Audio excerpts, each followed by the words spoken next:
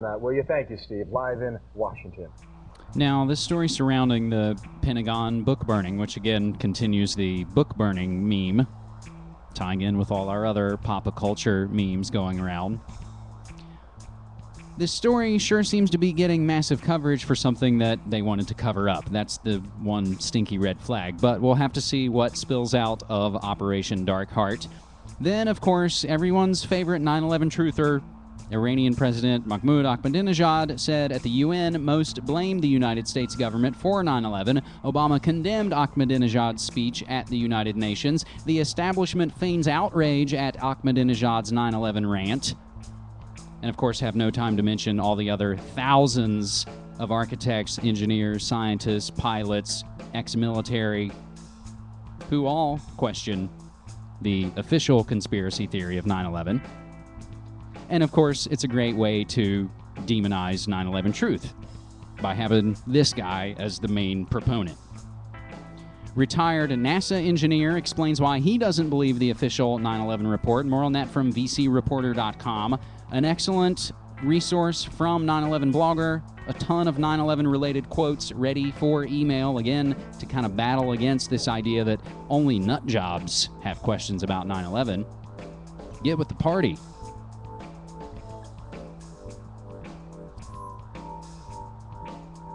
I suppose, actually, we've now pretty much run out of time for any more clips.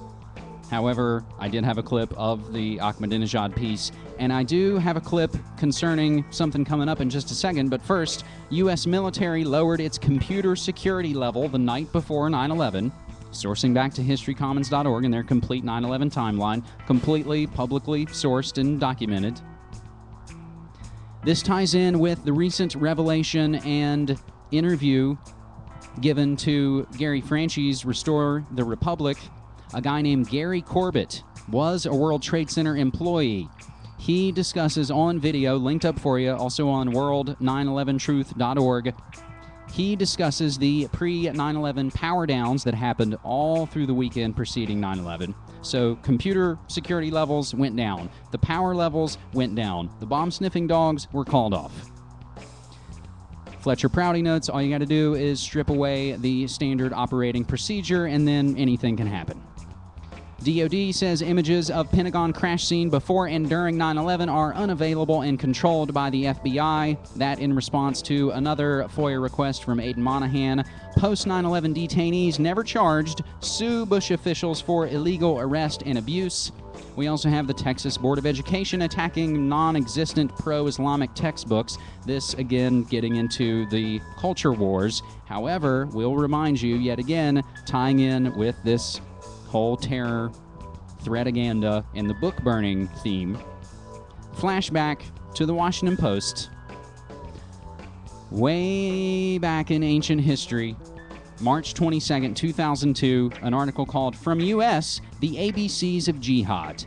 In the twilight of the Cold War, the United States spent millions of dollars to supply Afghan school children with textbooks filled with violent images and militant Islamic teachings, part of a covert attempt to spur resistance to the Soviet occupation.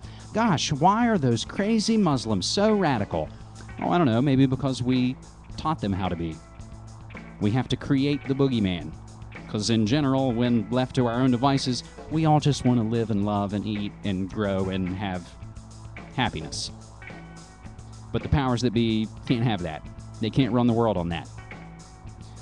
Fortunately, we end 9/11 updates on a positive note. House passes 9/11 health care bill. Let's just see what on earth the Senate will do with it. Again, even if you believe all the official stories, even if you believe we should be waging war around the world, don't you think they would even take care of the guys who come home?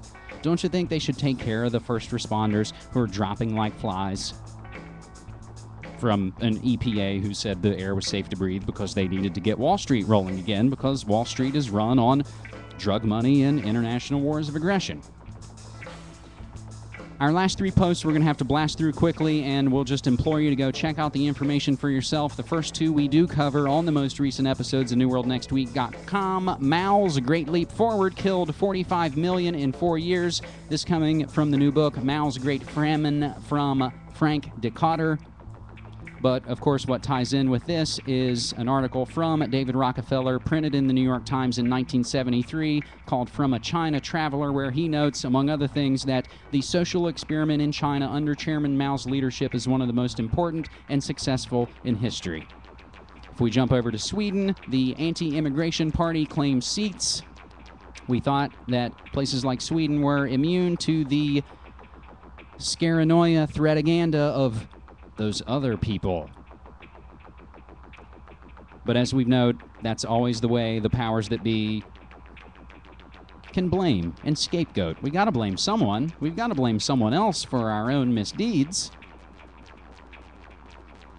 And it ties in with the economy, which is our last post from the BBC. Good news, U.S. recession, longest since World War II, but recovery is right around the corner. In other news, bridge is for sale.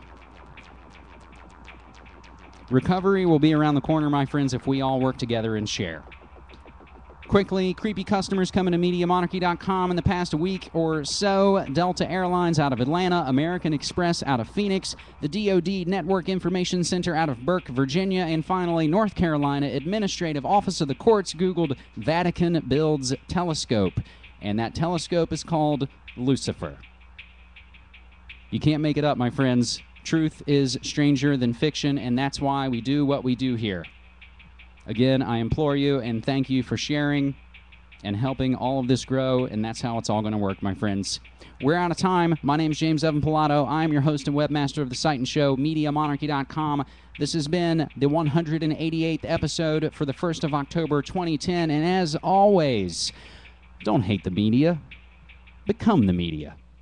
Take care.